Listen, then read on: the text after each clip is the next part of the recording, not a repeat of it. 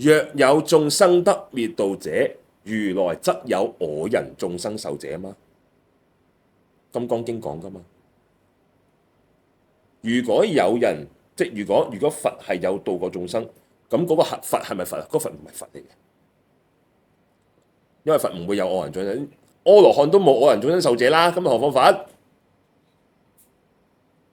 咁如果你仲有度眾生嘅呢個概念，咪即係肯定唔係佛咯？你仲覺得有？你仲覺得你仲要覺得你能夠度到眾生，或者你仲覺得佛能夠度到眾生，你咪錯到離晒太譜。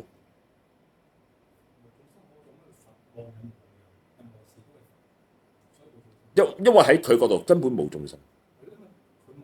係啊，咁點會有成佛度眾生嘅呢件事啫？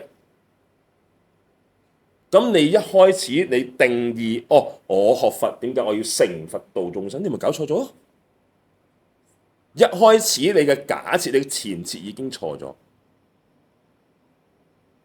得唔得？所以成佛度眾生只不過係一個咩啊？係一個化成，